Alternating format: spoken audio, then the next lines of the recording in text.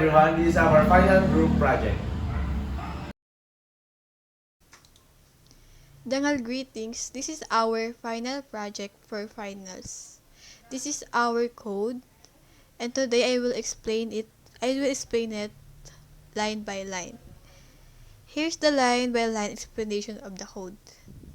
For the books array, the books array is a two-dimensional array to store information about the books in the library such as ID, title, author, genre, and quantity. Here we input 100 for the storation of books and 5 for the ID, title, author, genre, and quantity. For the borrowed books array, the borrowed books array holds information about books, including ID, borrower's name, and the book title. For counters, we input book sum to keep track of how many books are in the library, and borrowed sum to track how many books have been borrowed. For the main program logic, a scanner is input. A scanner object is created to read user input. For the welcome prompt, the program greets the user to ask if they want to enter the system. If the user enters though, the program exits.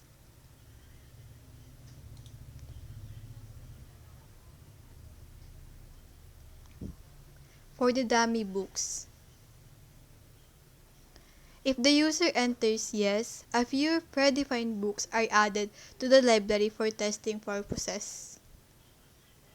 For the menu, the main menu loops displays the menu and waits for the user input.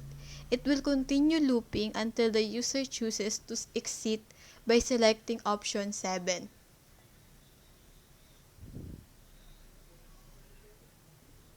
For add dummy books, predefined books, the add dummy books method adds a few sample books to the books array for testing. And for add book ID, and details, the add book method prompts the user to input a book's ID, title, author, genre, and quantity. It ensures the book ID is unique and checks that the quantity is a valid number. Then, the book is added to the library.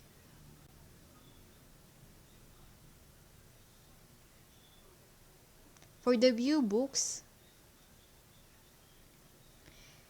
the view books method displays all books currently in the library including their ID, title, author, genre, and quantity. For the update book,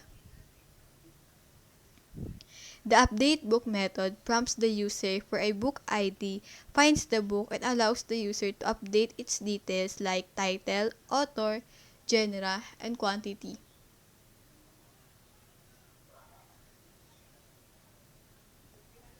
For delete book method, the delete book method prompts the user to input a book ID. If the book exists, it asks for confirmation to delete it.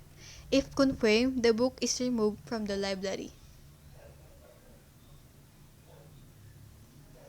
For the borrow book method prompts the user for a book ID if the book is available. It has a quantity greater than 0. The user is asked for the borrower's name and the book is marked as borrowed by adding it to the borrowed books array. The quantity of the book is decreased by 1. For the return book method prompts the user for a book ID. It checks if the book is in the borrowed list and ensures that the borrower is returning the correct book. If everything is valid, the book is returned and its quantity in the library is increased by 1.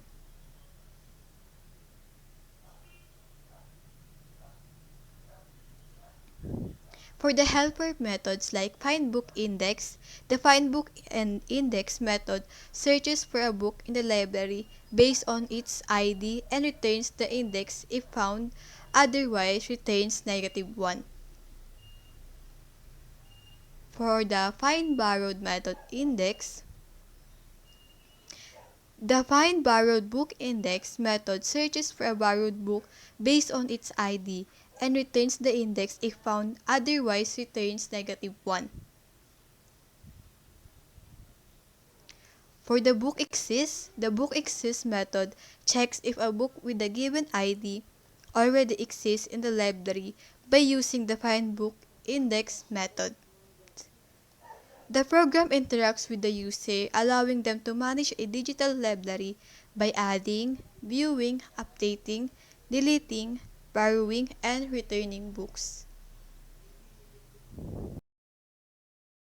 For the output of our code, we will try to run the code. First, they have a welcome message. If the user says yes, the program will show up. And if the user says no, the program will exit. So, we'll type yes, and we will try to add a book. We will enter option 1, enter a book ID. The book ID will be 1, and the title will be flower. And the author will be, genre is romance.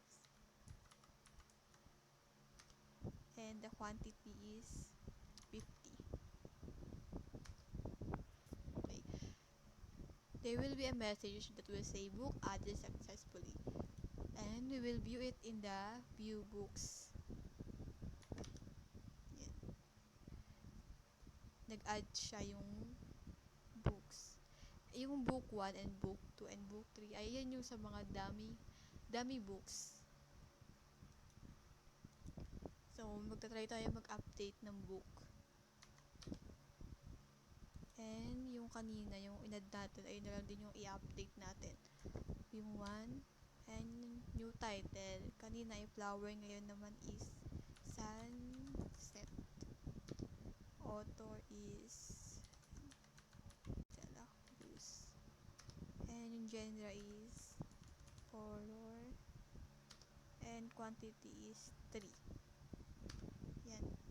Kung magtitingnan natin siya sa view books, yun, napalitan siya. Kung kanina ay ganyan yung inad natin, nung in-update natin siya ay nagbago siya. Ngayon naman is, we try to delete a book. For option 4. Delete natin yung ginawa nating book. Yung book ID niya is 1. And tatanungin ka dyan kung gusto mo ba talaga i-delete yung book. Yes. Yan. Sabi dyan is book deleted successfully. Then, titignan ulit natin sa view books kung nag-delete siya. Ayan. So, you can see na wala yung inad nating book kanina. Pagtatry naman tayo mag-borrow ng book. Option 5. Yan. Ang gagamit nating book ID is yung book 1 na nasa dummy books.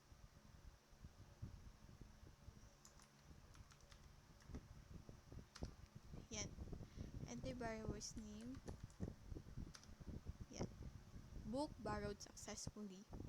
And now, titignan sa view books kung ilan na yung ano niya. Ayan, book 1. Kanina yung book 1 ay quantity niya is 15. Ngayon, dahil nag-borrow tayo, nag-decrease yung quantity niya to 14. And, ibabalik na natin siya ngayon.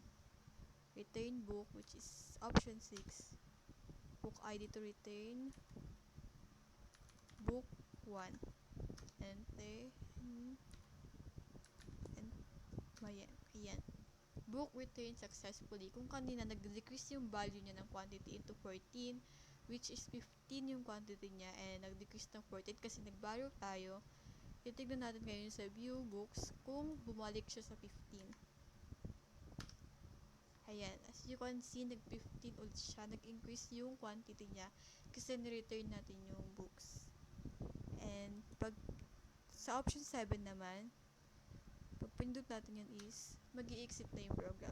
Hindi ka na pwede mag-type ng kahit ano. Yun lang. Thank you.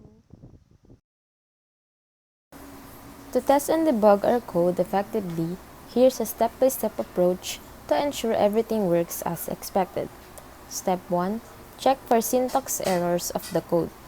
Our code appears to have no syntax errors. We ensure that all methods are closed properly. All variables and methods are being used correctly. No missing parentheses or semicolons. Step 2. Testing each functionality. Number 1. Adding books. Test if the book is added properly. Ensure the input values for book details like ID, title, author, genre, and quantity are accepted correctly. And after adding a book, check if it's displayed correctly in the view. Number 2. Viewing books. Verify that all added books show up with correct details like ID, title, author, genre, and quantity. Number 3. Updating books. Try to update a book by ID, checking if new details are correctly updated in the book list. Number 4. Deleting books. Test if a book is removed properly after confirming the deletion. 5. Borrowing books. Borrow a book ensuring that book quantity is reduced. Borrowed book is logged correctly. Prevent borrowing if the book is out of stock. And lastly, returning books. Return a borrowed book and confirm. Quantity increases. Borrowed book list is updated correctly. Ensure it only allows the borrower to return the book. Step 3. For handling edge cases. Invalid puts handling. Test invalid inputs like non-numeric values where numbers are expected. Example, in quantity or choice. Attempting to borrow or return a non-existing book. Attempting to delete a book that doesn't exist. At TRA handling. Try deleting or updating a book when no books are in the array. Out-of-bounds array access, the static size of 100 for both books and borrowed books, can cause an array index out-of-bounds exception if you exceed this limit. Step 4. Bug fixing. Invalid book ID handling. Ensure the book ID is correctly checked with book exists and the book is not added twice. Array index out of bounds. Since books and borrowed books are static arrays of size 100, adding more than 100 books or borrowed records will cause an error. Typecasting errors. When handling book quantity as a string quantity, ensure it's properly an integer, especially when decreasing or increasing the value. Step 5. Running test cases. You can manually test the program by interacting with it as follows. Test case 1. Add a book and view it. Add a new book. View books and verify the added book is displayed correctly. Test case 2. Update a book. Update the title or author of an existing book and verify its update. Test case 3. Borrow a book. Borrow a book and verify the quantity is updated and the borrow list reflects the transaction. Test case 4. Return a book. Return the borrowed book and check if the quantity is correctly updated and removed from the borrowed list. Test case 5. Invalid inputs. Try to input a non-integer when asked for choices or book quantities. Try deleting a book that doesn't exist.